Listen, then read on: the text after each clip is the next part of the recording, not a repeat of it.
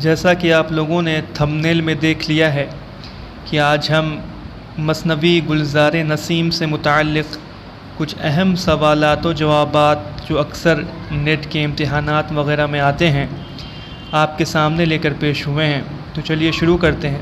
पहला सवाल है कि गुलज़ार नसीम किसकी मसनवी है?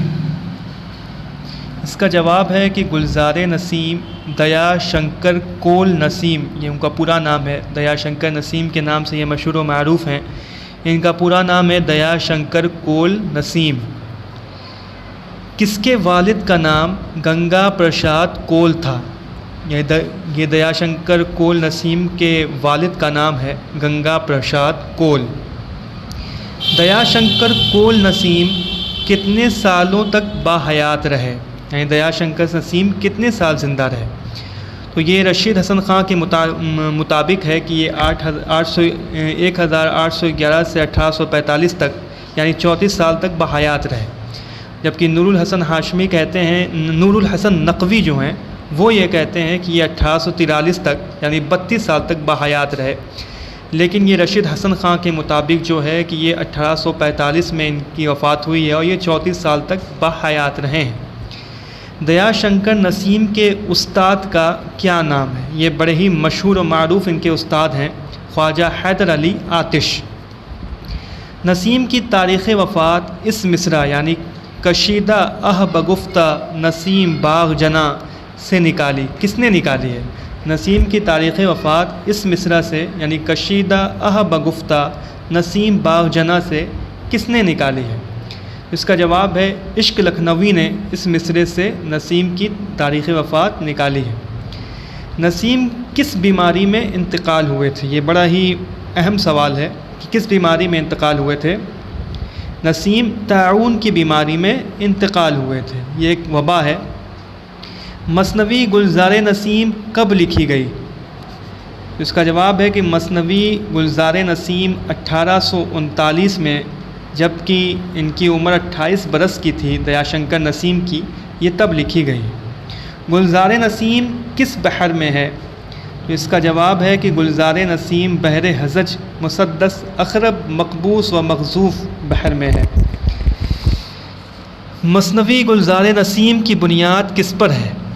तो इसका जवाब है कि नसीम ने गुलज़ार नसीम की बुनियाद मज़हब इश्क पर रखी है। यानी ये तबाज़ात मसनवी नहीं है बल्कि ये मज़हब इश्क का ये मंजूम शक्ल है। मज़हब इश्क किसने लिखी?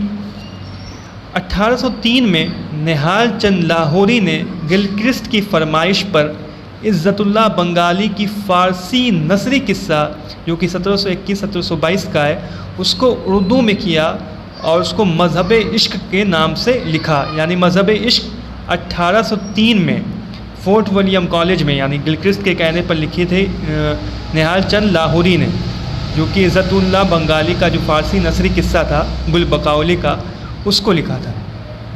गुलज़ार नसीम में किसका किस्सा बयान किया गया है? तो इसका जवाब है कि गुलज़ार नसीम में गुल बकाउली का किस्सा बयान किया गया है। गुलज़ार नसीम कब शाये हुई? पहली मरतबा कब शाये हुई? गुलज़ार नसीम 1844 में मतबा मीर हसन रिजवी से पहली मरतबा शाये हुई। ये 11वां और 12वां जो ये दोनों सवाल बहुत अहम है, इसको जहन नशी कर लीजिए कि गुलज़ार नसीम में गुल बकाउली का किस्सा बयान किया गया है और गुलज़ार नसीम पहली मरतबा 1844 में मतबा मीर हसन से ये शाये हुई है। गुलज़ार नसीब का मुरत्तिब कौन है? तो इसके मुरत्तिब रशीद हसन ख़ां हैं, सहरुल बयान के भी और गुलज़ार नसीम के दोनों के मुरत्तिब रशीद हसन ख़ां हैं। इस मसनवी में जो बकावली का फूल है वो कहाँ पर होता है? तो इसका जवाब है कि बकावली का फूल बाग़ इरम के हौज़ के पास होता है।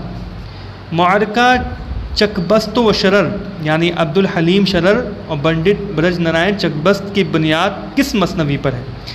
तो इसका जवाब है कि 1905 में चकबस्त ने गुलज़ार नसीम को एक मुकदमा के साथ शाये किया जो कि इसकी बुनियाद बना, यानी इस मुअरके की बुनियाद बना। कि अब्दुल हलीम शरर कह रहे थे कि ये मसनवी दया शंकर नसीम की नहीं बल्कि उनके उस्ताद ख्वाजा हैदर अली आतिश की है। ये मुअरका बड़ा ही मशहूर है। गुलज़ार नसीम को शायराना और फ़नकाराना तख्लीक़ का मुआजिज़ा किसने कहा है? ये बड़ा ही अहम और बहुत ही मशहूर कौल है कि गुलज़ार नसीम को शायराना और फ़नकाराना तख्लीक़ का मुआजिज़ा किसने कहा है? तो एहतशाम हुसैन का ये कौल है। ज़ैनुल मुलूक की नज़र किस पर पड़ती है कि वो अंधा हो जाता है? तो ये इसकी नज़र जो है अपने सबसे छोटे बेटे, 5 बेटे होते हैं, 5वां बेटा ताजुल मुलूक होता है, इस पे नज़र पड़ जाती है तो ये अंधा हो जाता है। नुजूमियों ने पहले से ये बात बताई होती है। शहज़ादे जुए में किससे हार जाते हैं? यानी ये जब गुलबकावली का फूल लेने जाते हैं तो रास्ते में ये जुआ खेलते हैं तो वो किससे हार जाते हैं? तो वो दिलबर बिस्वा से ये 4 शहज़ादे हार जाते हैं। 5वां बेटा जो ताजुल मुलूक है, जिसको देख कर ज़ैनुल मुलूक अंधा हो जाता है, वो दिलबर बिस्वा से जीत जाता है। देव किसके हुक्म से बाग़ इरम तक चूहा बनकर सुरंग बनाते हैं? तो एक सवाल, ये सवाल में भी बहुत से अहम सवालात के जवाबात भी हैं कि बाग़ इरम तक जो रास्ता बनता है वो देव किस शक्ल में तब्दील होते हैं? तो वो चूहा बनकर बन जाते हैं। किसके हुक्म से बनते हैं? तो वो हमाला देवनी के हुक्म से देव जो है वो चूहा बनते हैं और बाग़ इरम तक, यानी जहाँ उसका हौज़ के पास गुलबकावली का फूल होता है, गुलमसफुल फूल होता है, वहाँ तक ये सुरंग बनाते हैं। बकावली के वालिदैन का क्या नाम है? बकावली के वालिदैन का, यानी वालिद का फ़िरोज़ और वालदा का जमीला नाम रहता है। बकावली गुल की तलाश में किस नाम से वज़ीर बनती है? यानी वो मर्द की शक्ल में तब्दील होकर वज़ीर बन जाती है और वो ज़ैनुल मुलूक, यानी जो पूरब का बादशाह रहता है, उसकी वज़ीर बनती है फ़ुरख़ नाम से। महमूदा, रूह अफ़ज़ा, सुमन परी, रानी चित्रावत, राजा इंदर किस मसनवी का किरदार है? तो ये तमाम के तमाम किरदार गुलज़ार नसीम के हैं। 25वां सवाल है कि बहराम कौन था? तो बहराम ताजुल मुलूक का वज़ीर ज़ादा और रूह अफ़ज़ा का आशिक़ था। रूह अफ़ज़ा जो कि एक परी है, उसके बारे में भी अगला सवाल है कि रूह अफ़ज़ा परी कौन थी? तो रूह अफ़ज़ा परी जो बकावली है, बकावली की सहेली थी और रूह अफ़ज़ा परी जो थी उसकी माँ का नाम हुस्न आरा था। तो ये हमने गुलज़ार नसीम से मुताल्लिक़ कुछ अहम सवालात व जवाबात आपके सामने रखे। उम्मीद है कि आपके लिए फ़ायदेमंद होंगे। इस तरह के सवालात व जवाबात का सिलसिला हमारे चैनल पे अपलोड होता रहता है। हमने तमाम मसनवियों से मुताल्लिक़ अहम सवालात व जवाबात अपने इस चैनल पर अपलोड किए हैं। आप वहाँ इस चैनल के में जाके देख सकते हैं। अब हम इंशाअल्लाह इसके बाद क़सीदे से मुताल्लिक़ कुछ वीडियो अपलोड करने वाले हैं। आप हमारे चैनल पर पहली मर्तबा आए हैं तो चैनल को ज़रूर सब्सक्राइब करें और इस वीडियो को ज़रूर लाइक करें।